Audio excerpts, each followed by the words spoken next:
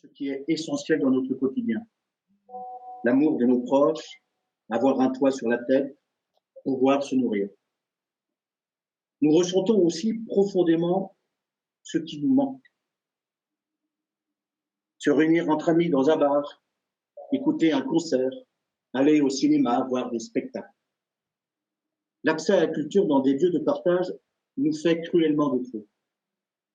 La crise sanitaire met en péril l'activité, mais aussi les conditions de vie des artistes et des techniciens.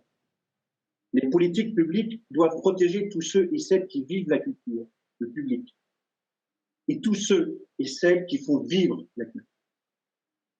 Ces mesures d'urgence sont d'autant plus essentielles qu'il ne pourra pas y avoir d'après sans l'imaginaire des artistes pour interroger notre société, imaginer d'autres possibles et construire une ville plus fraternelle et plus respectueuse du vivant et de la planète. En plus du maintien des subventions, la ville de Nantes va créer un fonds spécifique à hauteur de 1 million d'euros pour venir en aide au fonctionnement des structures culturelles, pour réparer les dégâts du moment. Les élus écologistes et citoyens soutiennent la création de ce fonds. Il est indispensable.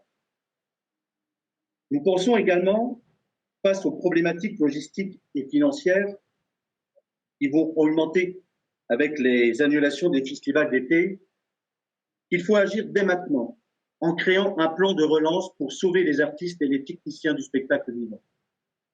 Certains artistes l'ont entendu et jouent déjà devant les EHPAD ou dans les cours d'immeubles.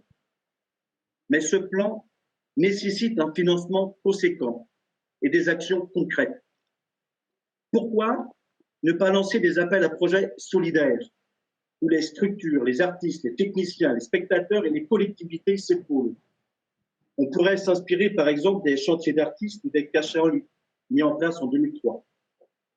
Ces projets de spectacle devront se faire à l'extérieur avec des petites jauges et en circuit court, en réduisant les déplacements au maximum à l'intérieur de la ville. L'ensemble des quartiers fourmillent d'équipes artistiques qui ne peuvent se rendre au festival. Et l'ensemble des quartiers fourmillent de spectateurs en manque d'événements culturels. Bon, bien entendu, il y aura des contraintes techniques, sanitaires. Mais nous pouvons faire confiance à notre sens des responsabilités et du collectif, ainsi qu'à notre imaginaire pour surmonter ces difficultés. L'État doit lui aussi agir au plus vite en validant la revendication des partenaires sociaux qui demandent une réouverture automatique des droits à l'intermittence de chaque allocataire des annexes 8 et 10 pour une année supplémentaire. Cette mesure est indispensable pour sauver l'emploi et le secteur culturel.